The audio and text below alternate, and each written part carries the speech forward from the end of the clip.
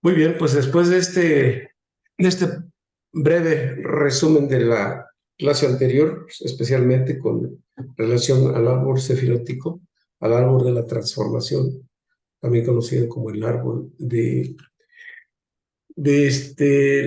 conocido como la escalera de Jacob, pues, entre otras similitudes que se le encuentran en cuanto al nombre. Tenemos que entender, si nosotros vemos que la realidad en este mundo, si nosotros ponemos un árbol físico, un árbol que nosotros conocemos, vemos que el tallo está en el centro y las raíces están ocultas abajo en el suelo. Y mientras que el árbol siempre va a crecer hacia arriba y sus frutos aquí están. En esta similitud quiere decir que el árbol está buscando la manera de ascender, ¿sí? Pero sus raíces están ocultas, no las vemos, y están abajo. La realidad nuestra y la realidad en el mundo superior es una inversa. Nosotros somos como el espejo o como las fotografías anteriores en las que tú tomabas tu foto en tu rollo, en tu cámara, y se obtenía un negativo. Y cuando tú ya revelabas ese negativo, aparecía la foto verdadera, ¿sí? Nosotros en este mundo somos el negativo del mundo superior. Es decir, nosotros somos un reflejo abajo de lo que está en el mundo superior. Si yo volteo esta imagen, vamos a ver que las raíces nuestras están en el mundo superior, mientras que toda nuestra realidad está abajo. Es decir, aquí somos una inversión de lo que hay arriba. Nosotros somos el negativo, pero el positivo, negativo en el sentido de la fotografía. Y la fotografía verdadera positiva está en el mundo superior. Por tanto, las raíces nuestras están ocultas. ¿Y dónde están ocultas? Vamos a suponer, Keter, Jochma y Binah serían las raíces nuestras, mientras que la manifestación física se empieza a ver a partir de Gesed y Yesod, y estas 6 sefirot las conocemos como Seiranpin, que también, bueno, un rostro pequeño lo veíamos en la clase anterior, que son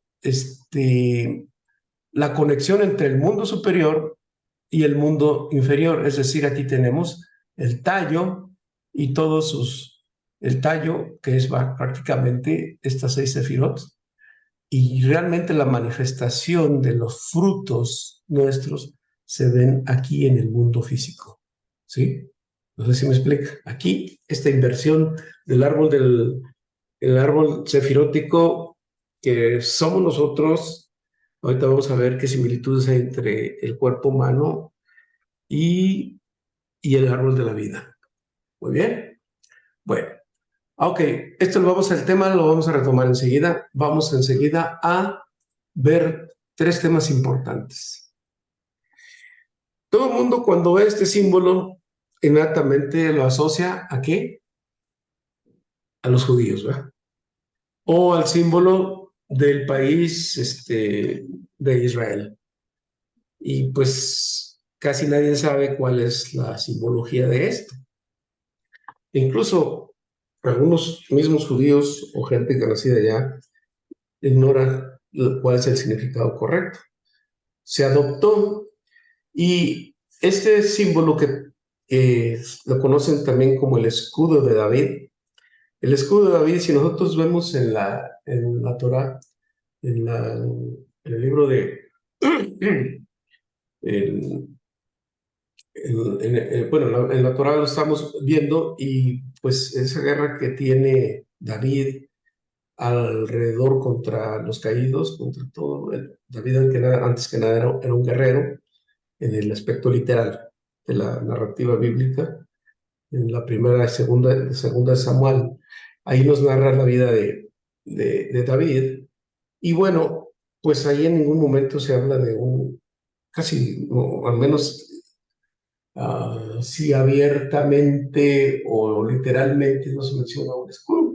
Entonces, ¿de dónde sale esto? Algunos entienden que estos son dos triángulos invertidos. Un triángulo superior que viene del mundo superior hacia abajo y un triángulo que con el pico hacia arriba que tiende al mundo superior. Entonces hay un enlace entre ambos. Ahí ya vamos con un mayor entendimiento de profundidad. Pero vamos ya desde el punto de vista cabalístico y vamos ahora sí a decodificar este símbolo.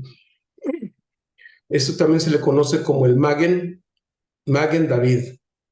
El Magen David, Magen que en hebreo quiere decir escudo de David, tiene que ver con 7 personajes bíblicos, ¿sí? Este Magen David también nos sirve mucho en las meditaciones y en el uso de los nombres de Dios cuando queremos hacer un propósito específico aquí en este mundo. Entonces, vamos a explicar cada uno de los personajes y luego vamos a hablar un poquito más acerca del Magen David. Bueno, en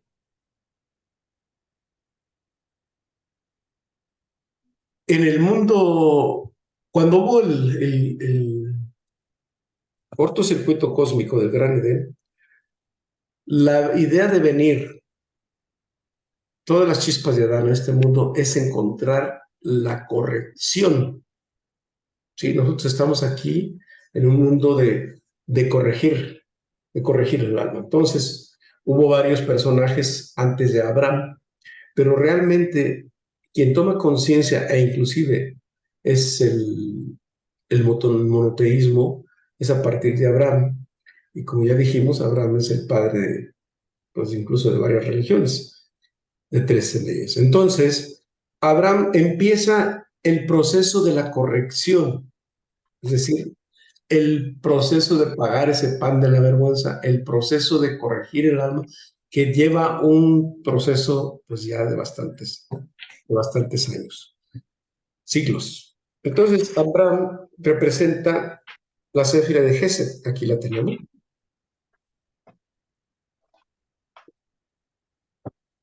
Es la misericordia, la bondad, el hospedar, el hospedaje no tanto de las personas, sino el hospedar al Señor dentro de nosotros.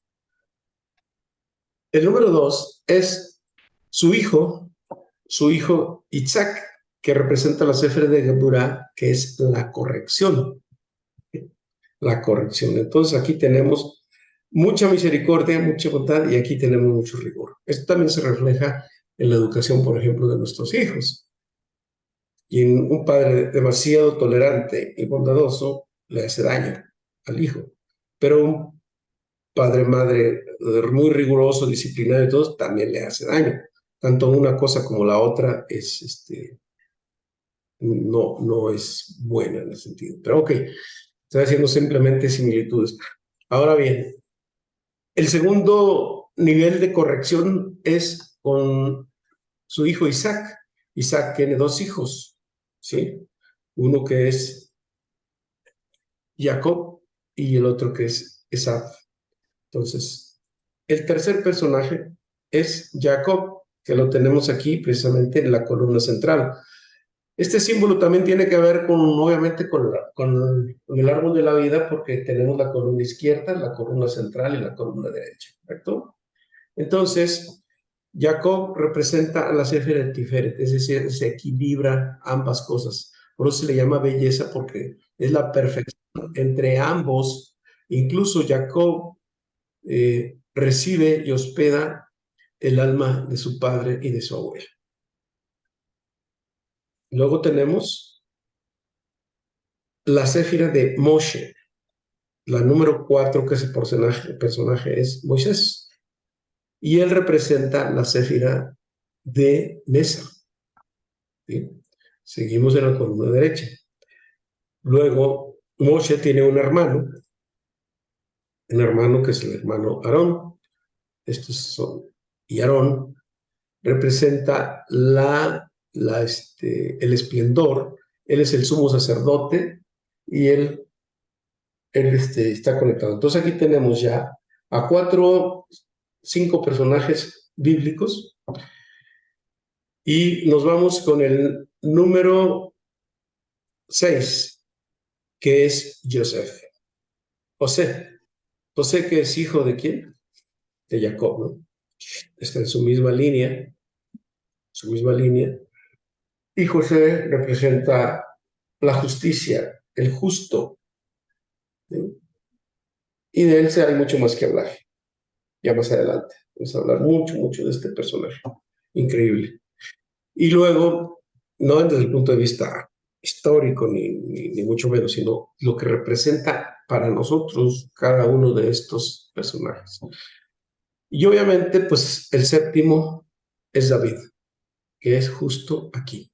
Entonces aquí tenemos Gesed, Gebura, Tiferet, Nesar, Od, Yesod y Malhut. Malhut es David, que es este personaje David, somos nosotros. Y de alguna manera tenemos algún aspecto de todos ellos, que ya lo vamos a ir viendo en el estudio del Zohar, que tenemos de cada uno de estos personajes. Entonces, este es el Magen David. ¿Por qué es el Magen David? Porque es el escudo que protege a este mundo. ¿Sí? Ya, como ellos hicieron un proceso de corrección del alma, estos personajes, si hay algo que tenga que ocurrir a este mundo que sea muy realmente, que se fuera a destruir, no es posible porque está protegido principalmente por Abraham, Isaac y Jacob. Ellos tres son los encargados de cuidar este planeta. Entonces, ellos cuidan esto.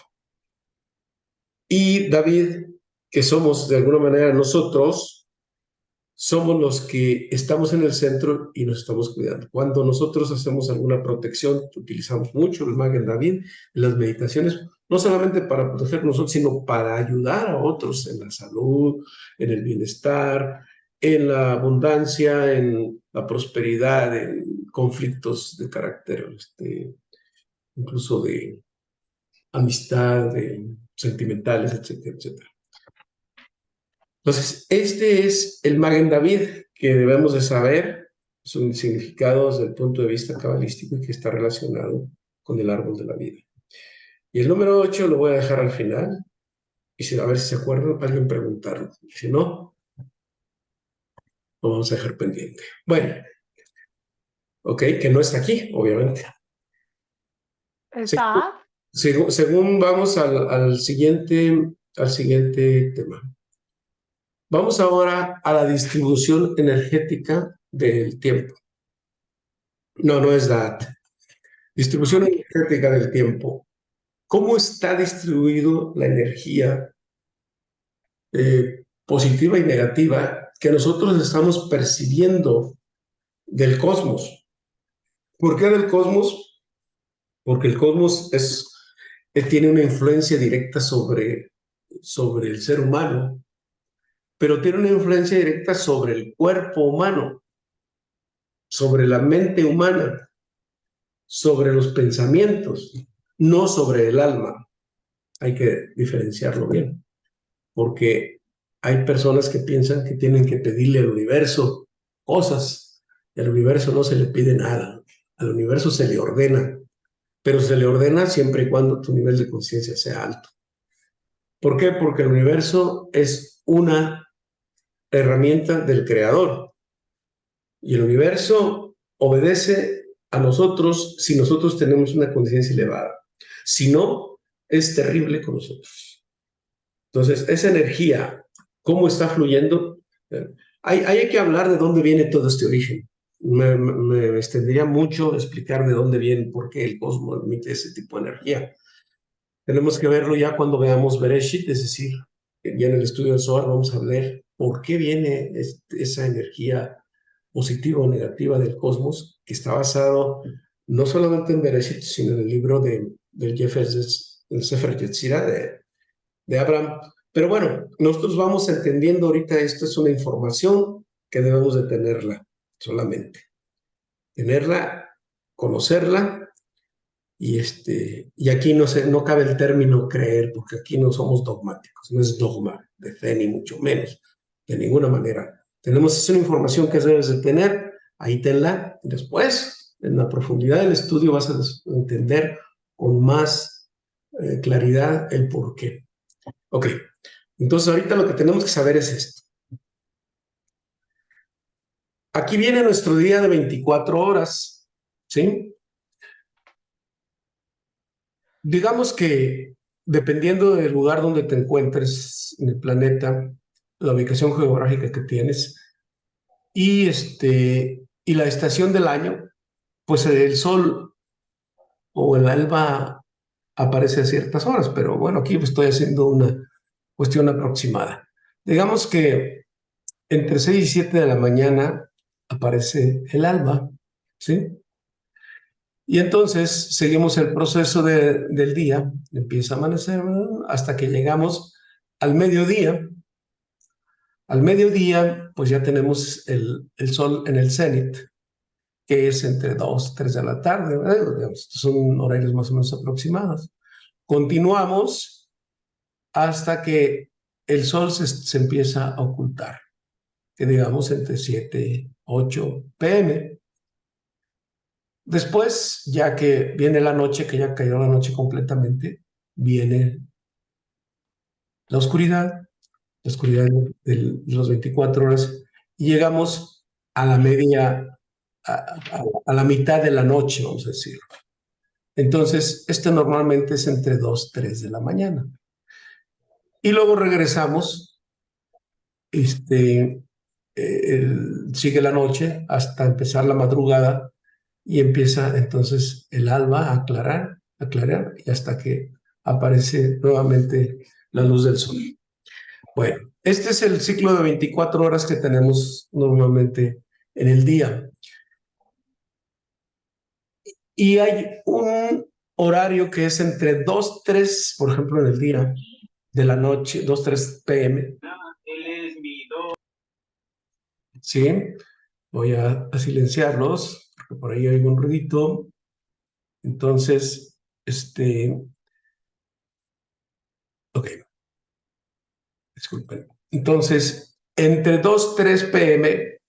aproximadamente, viene lo que se llama el Hatzot de la mañana, es decir, la mitad entre que aparece la luz del sol y se oculta. Entonces, digamos exactamente a la mitad, es el Hatzot de mediodía.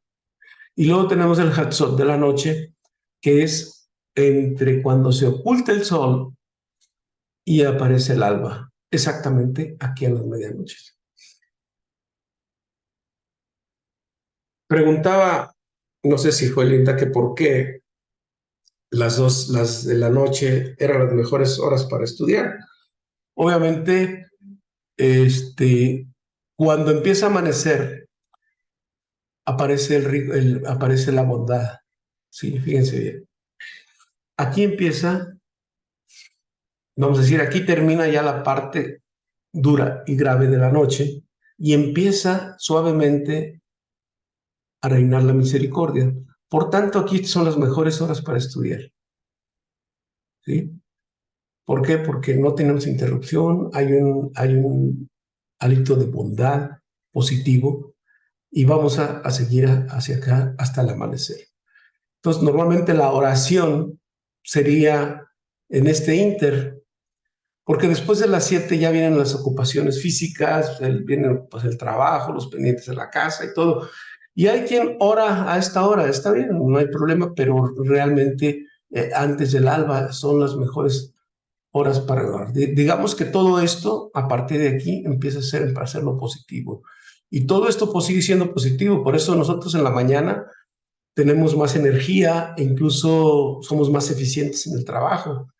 Ustedes ven que por ahí como a las 11 de la mañana, 10, 11 de la mañana, la gente está pero más despierta, más ágil de su mente, es más eficiente incluso. Por eso en la mañana son las mejores horas para todo prácticamente. A partir del mediodía para adelante empieza a regir el rigor, es decir, ya empieza la negatividad. Sí, hay luz de día, no pasa nada, pero aquí incluso nos empezamos a sentir un poquito más fatigados y más fatigados. Aquí en la noche ya, pues ya estamos un poquito más noche. Aquí es muy negativo. Incluso se ha encontrado estadísticamente que los crímenes ocurren normalmente entre 6 de la tarde en adelante, 6, 7, 12 de la mañana. Son horas, estas son las horas más negativas para que hay que cuidar. Por eso se recomienda incluso que ciertos días no salir en la noche, porque el riesgo de tener algún atentado o algún peligro está muy latente aquí. Bueno, ok, esto es el flujo energético de 24 horas. Hay una clasificación que pues yo la tomo tal cual, se las paso, y bueno, vamos a decir que durante el día, de 5 de la mañana a 11 de la mañana, es Gesed puro, es decir, más o menos desde aquí hasta acá, pura bondad y misericordia, todo se facilita y está muy bien durante el día. Y se está en la columna derecha. Bueno, es decir, aquí en el dibujo está a la izquierda, ¿no? Bueno, no necesariamente es así, pero me refiero, porque igual se los puede invertir, pero eso. Acuérdense que estamos en el mundo de al revés, es decir, en el negativo. Ok, entonces entre 5 de la mañana y 11 es de las mejores horas y más eficientes donde la misericordia está excelente. Luego tenemos que representa de las 11 de la mañana a las 19 o a las 7 de la noche, más o menos desde por aquí así, estamos en la columna central, ¿sí? Equilibrado todo. Pero ya después de las 7 de la noche a las 5 más o menos, todo esto es juicio, ¿sí? Todo esto es juicio, es columna izquierda. Les digo, estos son horarios aproximados, ¿sí? Me parece que este diagrama nos habla de un poco con mayor claridad. A lo mejor había que hacer un diagrama aquí un poquito más, más detallado, pero pues es que esto se mueve de acuerdo a la estación del año y el lugar donde te encuentras.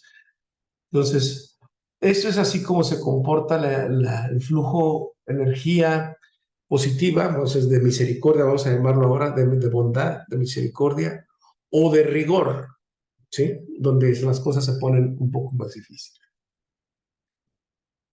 Ahora, vamos a ver los días de la semana. Los mejores días de la semana son el domingo, que es Gesed, que es positivo, que representa la columna derecha. El lunes está relacionada con la céfira de Geburah, negativo. Recuerden que Gesed es la unidad, ¿sí? O sea, todo es bueno. Y el lunes, que por cierto los lunes son muy cargados, ¿no? Los lunes, pues cuando el que empieza la semana, los lunes, que es en el mundo occidental, empezamos los lunes la semana, aunque realmente debería empezarse el domingo. Bueno, entonces, el lunes, pues todo el mundo se la ve complicada y difícil. Es un día que no es muy conveniente, es un día que es negativo, es un día que tiene que ver precisamente con la energía del Satán. Y aquí se recomienda que los lunes no hacer convenios, no hacer compromisos, no firmar contratos, todo aquello que requiera un compromiso en serio, es mejor posponerlo para el día siguiente. Ahorita vamos a ver por qué. Entonces, el lunes no es muy bueno. Y incluso en muchas empresas acostumbran a hacer sus juntas los lunes y pues no terminan del todo bien. No es el mejor día para establecer acuerdos.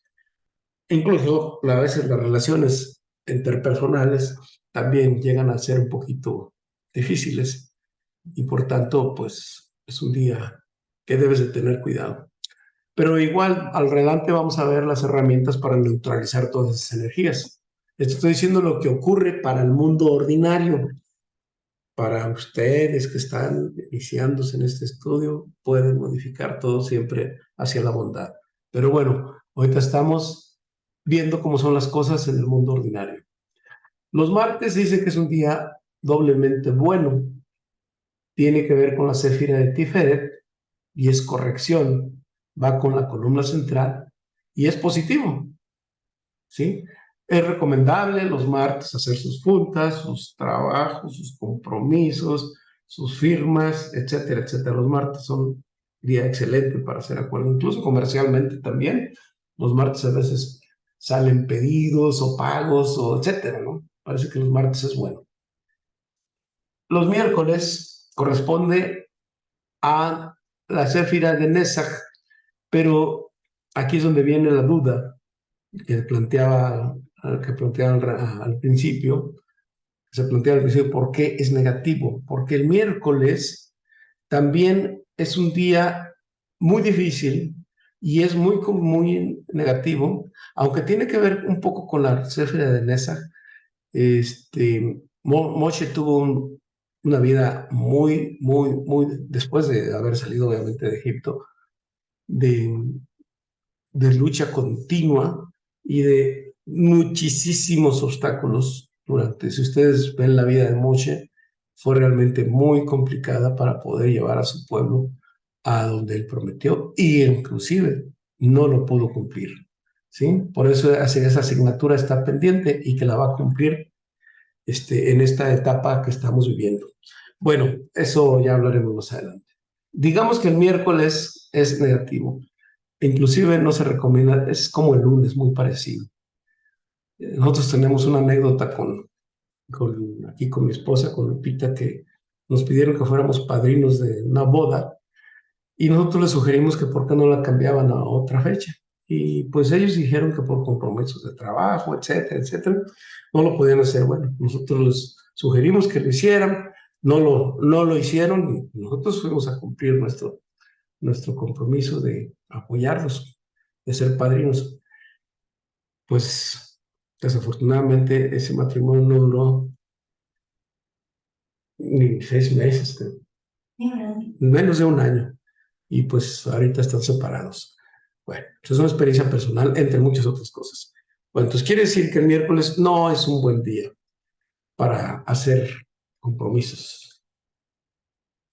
Y luego el jueves es un día, pues digamos que es entre neutro. Neutro es un día, pues bueno, vamos a decirlo, tirándole un bueno y neutro, no es negativo, es bueno. Y el viernes, que tiene que ver con la Séfira de Yesod, es un viernes, el viernes es positivo, decía, es un día bueno.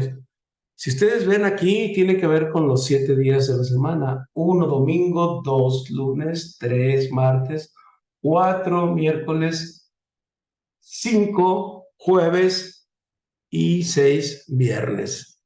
Entonces, el viernes es muy positivo incluso pueden decir que es muy positivo. Y el sábado, que representa la Séfira de Malhut, es positivo 2 veces. Aquí se dice que todas las fuerzas de la creación descansan. Cuando habla el Bereshit, cuando se habla Génesis de que el Creador hizo los días, hizo la creación el universo en 7 días y el séptimo descansó. Pues no se refiere a un descanso físico como nosotros decimos. Aquí se instaura el Shabbat que es un día que no es de trabajo físico ni de negocios, es un trabajo espiritual, donde tenemos una reunión con Él. Por eso está establecido el Shabbat. Entonces, esto es muy claro en las escrituras y en todos lados. Nosotros en el mundo occidental, por cuestiones de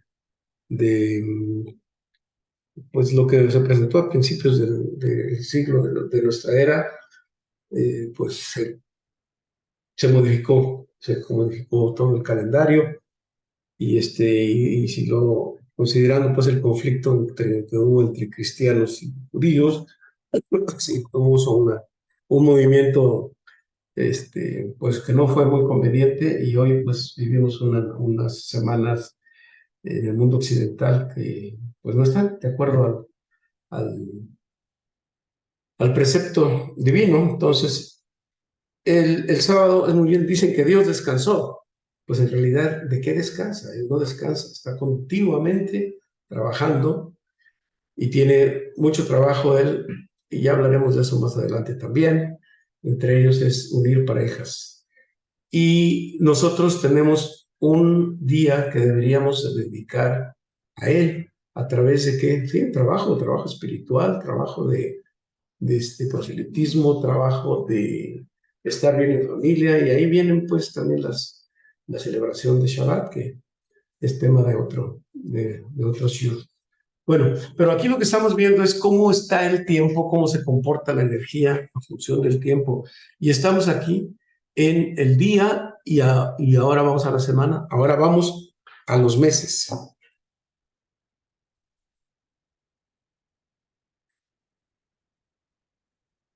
Entonces, el mes hebreo tiene 30 días.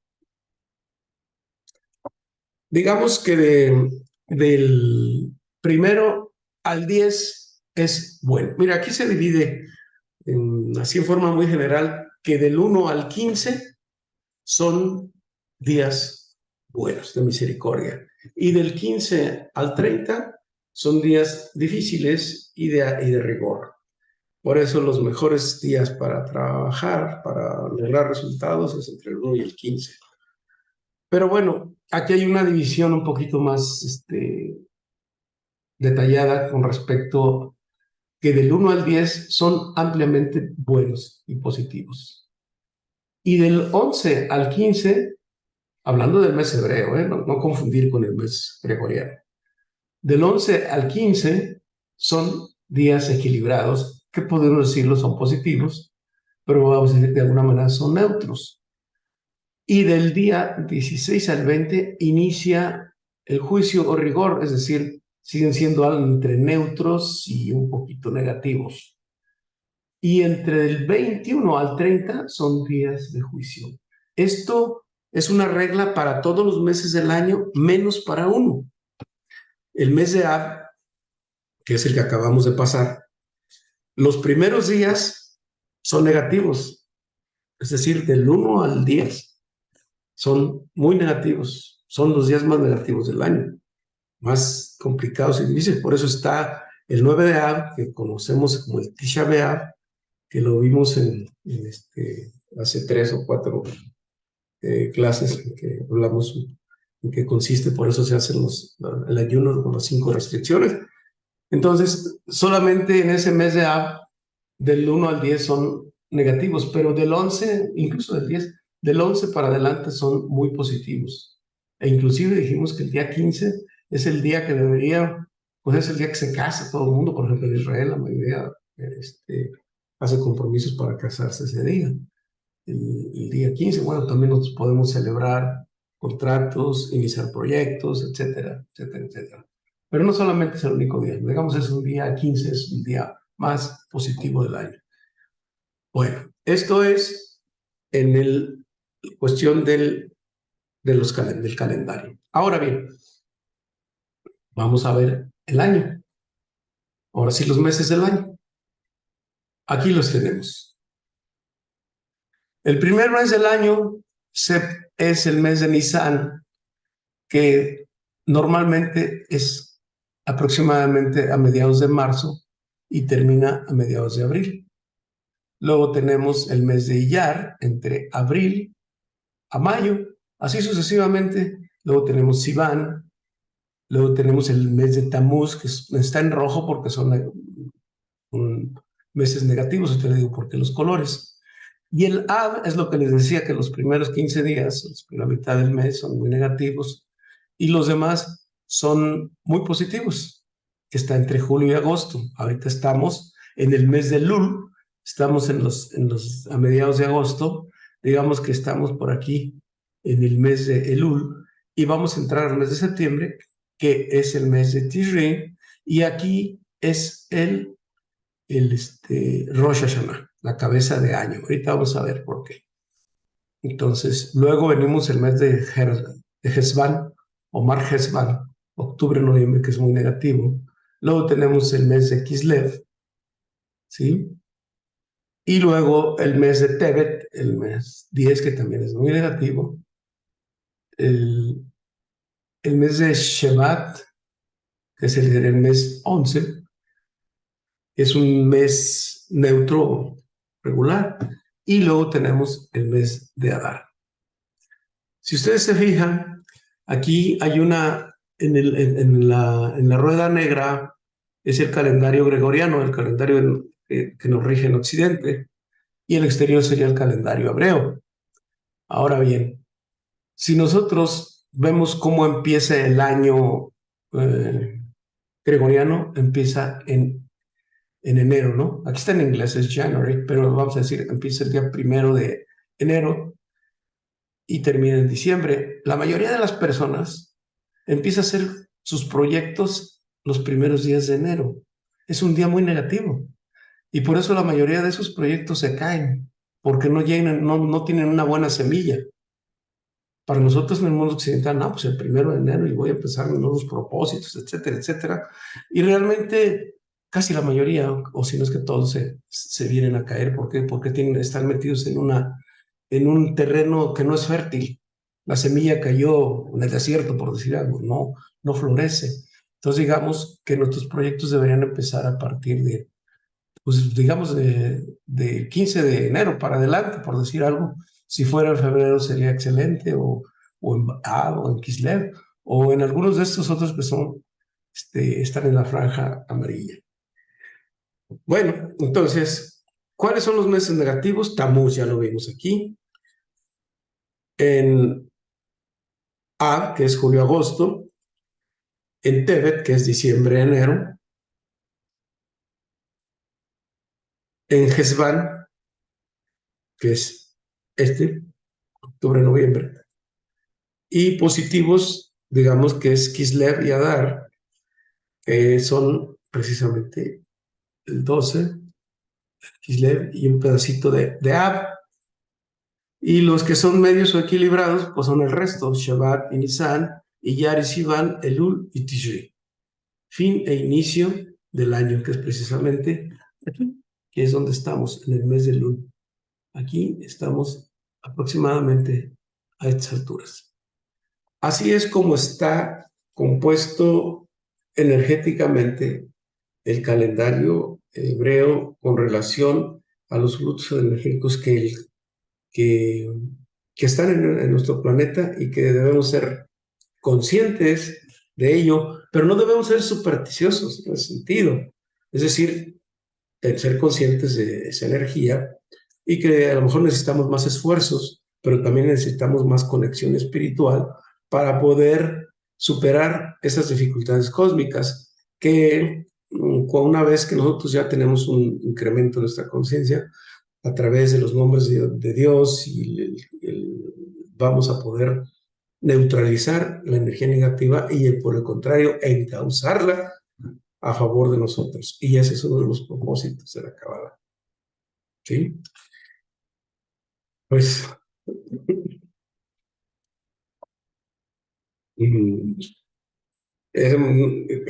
creo que con esto es mucha información, y nos esperamos para la próxima para darles ya la relación entre el cuerpo humano y el árbol de la vida. Creo que con esto, para que lo vayamos digiriendo, especialmente pues los compañeros que se acaban de integrar al grupo, a este estudio. ¿Quieren más? Aún hay más, como decía alguien más. Y me gustaría que opinar alguno de ustedes, o si tienen alguna pregunta, por favor, antes de continuar.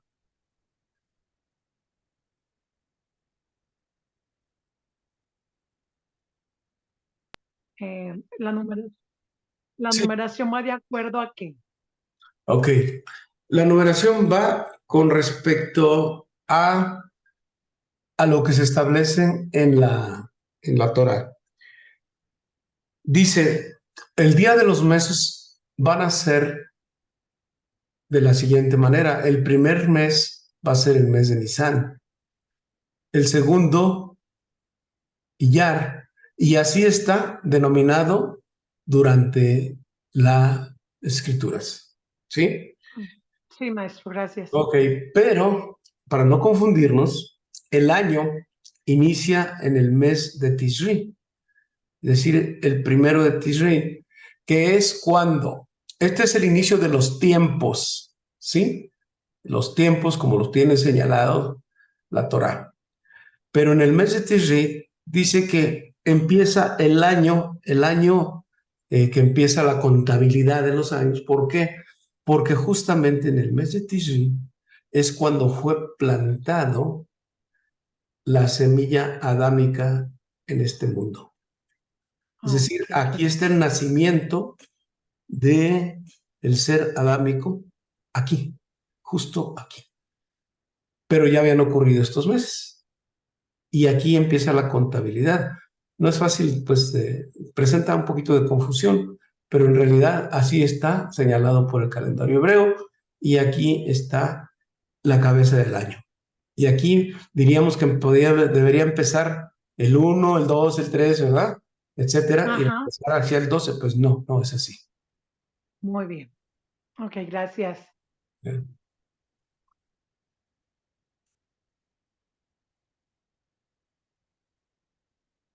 ¿Alguien más? ¿Alguna otra pregunta? Sí. Adelante. Maestro, una pregunta. Sí. ¿El nivel energético que se maneja en cada uno de estos meses influye en las personas? Por ejemplo, esas personas que nacieron en el mes del Talmud, ¿ese nivel energético que se maneja ese mes influye en esas personas? Sí, aquí ya estaríamos hablando de lo que es la astrología cabalística, porque Tamuz representa el signo de Cáncer, ¿sí? Entonces, para quien ve la situación de la astrología comercial, pues por ahí no vamos. Hay una astrología que se llama astrología cabalística, pero esta astrología cabalística está para conocer las tendencias de las personas y cómo manejarlo. Por eso, por ejemplo, hoy que al principio de la clase, que no está en esta grabación, les dije que estamos en el mes de Lul, y para las personas que nacieron en este mes, que es el mes de Lul, y Ave está entre Leo y Virgo, tienen ciertas tendencias, y esas tendencias mediante los nombres de Dios se pueden acabar las tendencias negativas, terminarlas, y las positivas aumentarlas más, de manera que hace en la persona un nivel espiritual mayor y le permite mediante las herramientas quitar los aspectos negativos de su persona, tanto como de la energía que en ese momento está fluyendo, la energía cósmica, esa energía electromagnética. Entonces, sí, son tendencias, sí le influyen en las personas, pero no determina. Es muy importante. Aquí podríamos no acuñar, sino referirnos a algunos, que el cosmos influencia, da tendencias, pero no determina. El que determina es el ser humano con un nivel de conciencia mayor. Ese sí determina. Perdón, pero si el ser humano, la persona, no tiene conciencia, es decir, está ignorante de esto, entonces el cosmos la trae como barquito a la deriva.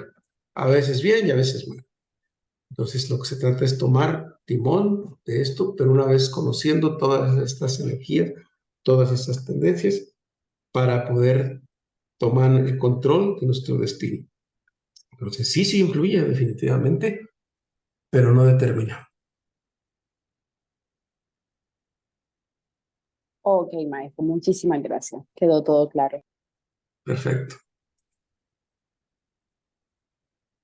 Más por la persona que nace. Las personas que nacen en el mes, pero también afecta el cosmos, afecta a todos nosotros, ¿verdad? No solamente a la persona que nació. Por ejemplo, la pregunta que ahorita acaba de hacer nuestra compañerita, no solamente por alguien que nació en Tamuz, sino cualquiera que hayamos nacido en cualquier otro mes, también recibimos esa energía y nosotros también estamos, bueno, obligados, por así decirlo, en también trabajar para superar, porque nos afecta directamente también. Bueno, pues como lo mencioné al principio, toda esta energía que emite el cosmos es para todo mundo, Ujú. es para todos por igual. Y claro, los que que nacieron en cierta época tienen una mayor influencia por por la situación, vamos a decir, en la que justamente nacieron o nacimos en determinada fecha, entonces tenemos ciertas tendencias, pero en general afecta a todo el ser humano, Sí. a todos, por igual, digo, de maneras diferentes, pero la radiación cósmica es para todos. Cada quien tendrá que protegerse de alguna manera o encauzar esas energías que supuestamente son negativas, las encausa hacia lo positivo, hacia lo bueno. Sí. Muchas gracias, Chava. ¿Eh? Con respecto, ¿Perdón? al ciclo del día de la mañana, mediodía, tarde y noche. Yo lo que he observado, por ejemplo, en los hospitales, sí es un cambio muy importante en la forma de trabajar y Sí. las cosas que uno vive en un hospital de noche. Es muy diferente a cómo lo vive uno en el día. Pareciese que fuera lo mismo, pero jamás es lo mismo. Sí. Entonces, no sé si tenga que ver también con estas energías. Pues sí, definitivamente, porque esto influye a todos los seres humanos, ¿no? En cualquier actividad o quehacer humano, pues ahí está presente, en cualquiera. Sin embargo, hay personas que se concentran, por ejemplo, hay escritores que trabajan, se sienten muy cómodos en la noche. Pues está bien, la energía ahí está, pero ellos así se modificaron su ciclo de trabajo, está bien, pero las energías así son. Ok. Bueno, gracias. Muy bien, pues sí, en casos particulares, ¿no? Bueno, pues les agradezco mucho la atención y, y vamos a seguir pues con nuestras clases la próxima semana y de momento detenemos nuestra grabación, ¿sí?